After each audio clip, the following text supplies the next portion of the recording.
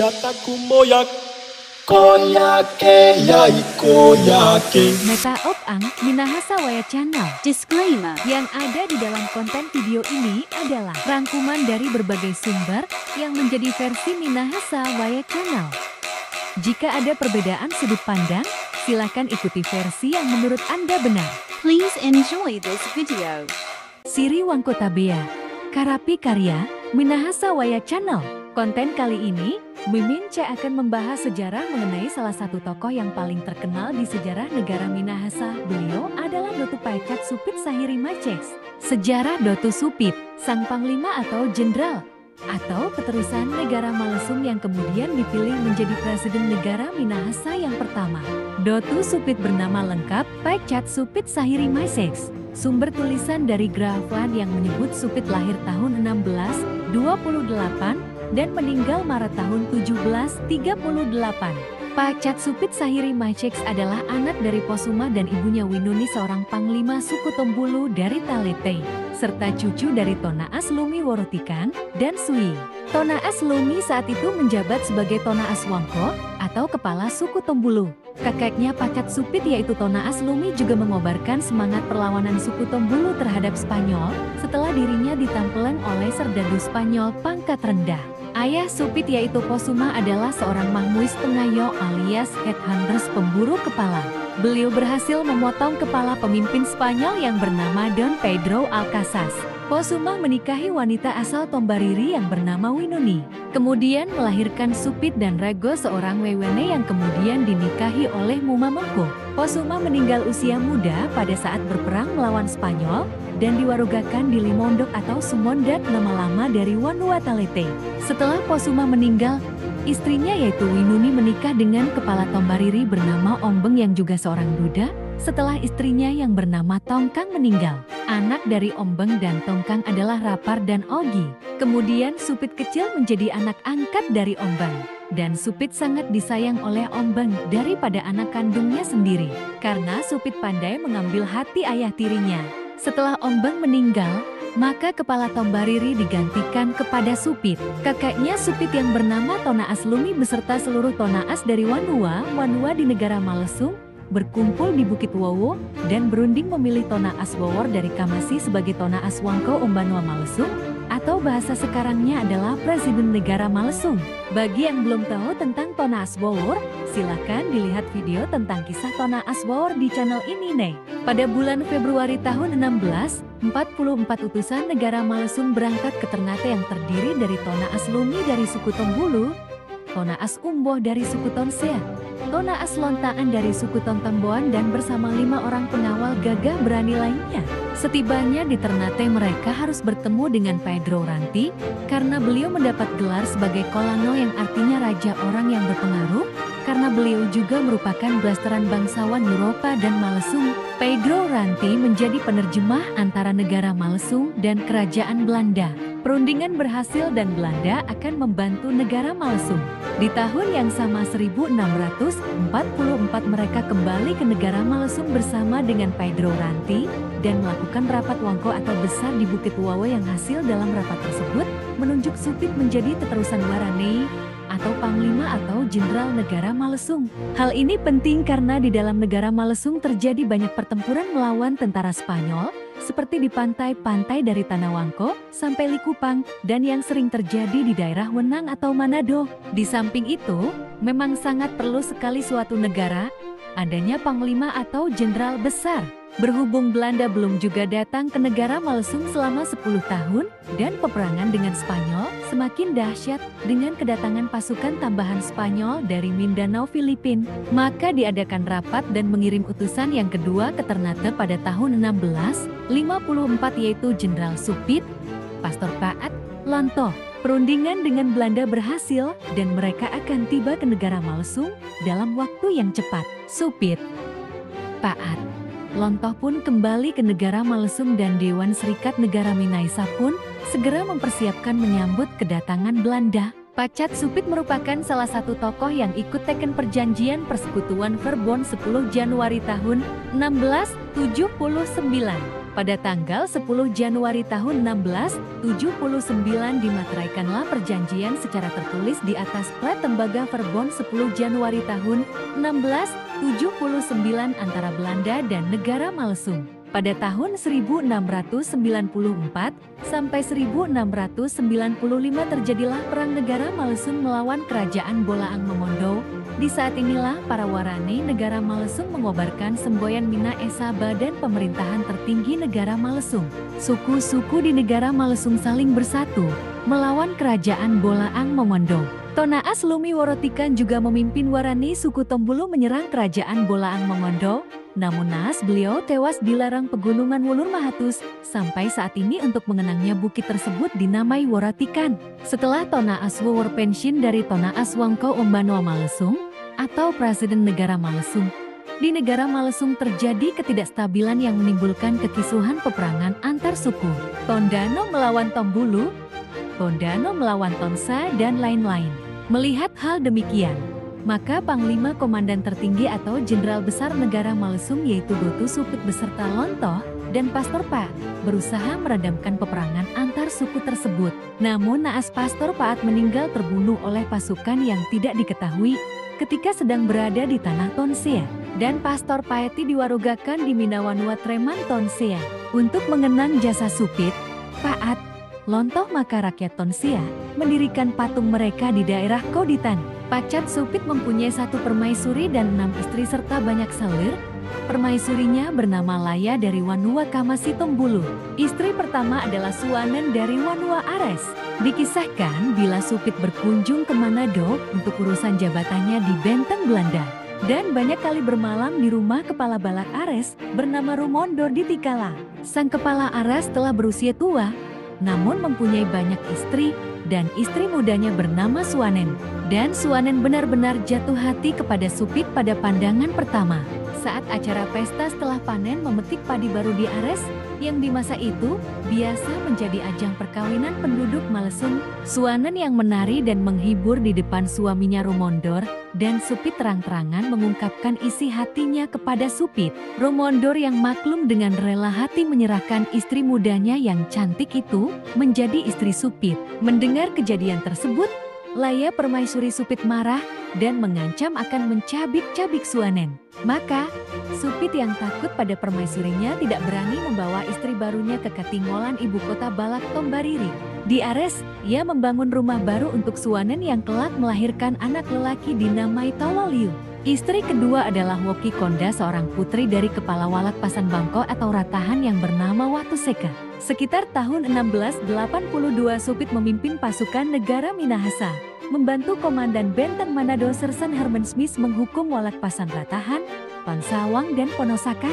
Suku-suku tersebut suku Pasan Ratahan, suku Ponosakan, dan suku Tonsawang telah masuk bergabung dengan negara Minahasa, tapi masih membangkang dengan memberikan upeti kepada Raja Bolaang Mongondo. Mendengar Supit yang memimpin langsung pasukan penyerbu, kepala suku Pasan Bangko bernama Watuseka merasa gentar. Ia menggunakan siasat strategi wanita, sebab kesukaan Supit pada wanita cantik bukan rahasia lagi. Putri cantiknya bernama Woki Konda disuruh menyambut kedatangan Supit dan pasukannya di perbatasan Ratahan. Dengan diantar pengiring sambil berhiaskan emas permata, ketika bersua spontan membuat Supit jatuh cinta. Perkawinan pun berlangsung di Ratahan, membuahkan hasil lain yaitu suku Pasan Ratahan, suku Tonsawang, dan suku Ponosakan tidak lagi mendua memberikan upeti kepada kerajaan Bolaang Mongondo dan dengan resmi bergabung mutlak sebagai suku-suku di negara Minahasa. Lagi-lagi Laya permaisuri Supit cemburu dan marah. Sambil merajuk pulang ke Tomohon dan tinggal kembali di rumahnya di Wanua Kamasi, ia mengancam akan merobek-robek atau bahasa Tombulunya adalah KCNC wajah cantik Woki Konda bila ditemuinya. Pulangnya Laya ke Kamasi justru dianggap kesempatan bagus oleh Supit. Ia membawa istri barunya dari Ratahan ke Katingolan dengan memotong jalan di Sarongsong sehingga tidak melewati Tomohon karena takut akan ancaman Laya. Woki Konda melahirkan Mongi, Tinangon dan gadis bernama Kaampungan. Ketika Supit meninggal, Mongi membawa ibunya ke Lolah Tua, ibu kota baru Tombariri sampai meninggal dan diwarugakan di situ. Istri ketiga adalah Riri, dan istri keempat adalah Rair. Mereka berasal dari Tondano suku Tolawur. Supit di masa kemudian, ketika diangkat menjadi kepala balak Tondano, di tahun 1710 memperistri dua gadis Tondano bernama Riri dan Wair. Dari Riri, ia memperoleh anak bernama Nulu yang dikawini Rambek, serta kemudian menurunkan kepala-kepala suku Tolawur di Tondano. Istri kelima adalah Kairuan dari suku Tontembon dan istri keenam adalah Lenardi Parra di Tanah Wangko. Beliau adalah seorang Borgo yaitu belestaran anak Kapitan Portugis, Danto Malesung. Dipercayai pula Supit mempunyai banyak selir di setiap wandua di seluruh penjuru pelosok negara Minahasa. Dia adalah tokoh berkarisma dan di mana-mana bila berkunjung selalu disambut seperti raja, selalu ditandu seperti para residen Manado, dihadiahi bermacam hadiah, budak-budak atau harta dan harta. Kehebatan Pacat Supit Sahiri Macheks bukan sekedar pada kepintaran, wibawa dan karismanya saja, tapi juga pada senyumnya yang memikat. Bila mana senyumnya merebak dan ia mulai berbicara, orang-orang akan terpesona, apalagi bagi kaum Hawa. Kilauan dari barisan gigi putihnya yang terbiasa mengunyah sirih pinang mengumbarkan daya tarik yang akan membuat wanita gampang jatuh cinta. Bentuk gigi-giginya itu konon kecil, persis gigi tikus, sehingga sangat memikat siapapun yang memperhatikannya. Anak dari Supit dan Laya dari Kamasi bernama Rondonuwu, dan seorang Wewan bernama Liwun. Anak dari Supit dan Suwanen dari Arestikala bernama Tololiu Supit. Anak dari Supit dan Wokikonda dari Ratahan bernama Mongi, Kaampungan dan Tinangon. Anak dari Supit dan Riri bernama Nulu. Supit mempunyai gelar Hoofdhukumsmayor atau kepala dari semua Tonaas, atau bahasa sekarangnya adalah Presiden Negara Minahasa yang pertama. Selain itu, beliau juga pernah menjadi Kepala Balak Tombariri dan Kepala Balak Tondano. Ketika Pacat Supit Sahiri Macheks meninggal di Tomohon bulan Maret tahun 1738, terjadi keributan besar. Jenazahnya saling diperebutkan para walak besar, seantero Minahasa. Karena Supit punya banyak istri dan selir di seluruh pelosok negara Minahasa, sehingga anak-anak dari mereka mempunyai pengaruh status sosial. Dan banyak yang menjadi kepala balak di tiap daerah di mana ibunya berasal dan terutama Ares, Tombariri, Tondano, dan Kamasi Tomohon. Masing-masing ingin Supit diwarugakan di wilayahnya. Anak laki-lakinya dari istri Ares Suwanan, yakni Hukum Mayor Tololiu Supit yang sangat dekat dengan residen Manado, menginginkan Supit dikuburkan di Tikala ibu kota Ares. Anak laki-lakinya dari istri Wokikonda di Tombariri, yakni Hukum Mayor Mongi, ingin Supit dikuburkan di Katinggolan ibu kota Tombariri. Begitupun anak laki-lakinya di Tondano, mengklaim ayahnya lebih pantas dikubur di Tondano. Namun kemudian semuanya tidak berdaya. Karena kakak tiri mereka yang merupakan anak laki-laki paling tua Supit dari Permaisuri Laya Kamasi, yakni Hukum Mayor Rondonuwu mengambil keputusan Pacat Supit akan dikuburkan di Kamasi Tomohon, berdampingan dengan Waruga Laya. Dan juga karena Kamasi yang sekarang menjadi pusat kota Tomohon di sekitar Menara Alpha Omega, dulunya merupakan pusat dari ibu kota negara Minahasa. Yang saat itu, yang mana Supit merupakan presiden negara Minahasa. Anak laki-laki lain Pacat Supit cukup puas, namun tidak demikian dengan Mongi, serta para kepala Tombariri lainnya di Katinggolan. Mereka merencanakan akan membawa Waruga Supit di Kamasi. Rencana tersebut dijalankan pada suatu malam, ketika penduduk Kamasi benar-benar tertidur pulas. Puluhan pria Tombariri menarik Waruga Pacat Supit dari liangnya dengan menggunakan tali yang terbuat dari bambu teling muda atau bulu tumatika. Selama penggalian Waruga itu, para wanita Tombariri melakukan tarian sinawan untuk memberi semangat. Maka, tidak lama Waruganya terangkat, lalu dipikul beramai-ramai ke barat ke lokasi ibu kota Tombariri di Katinggolan sekarang.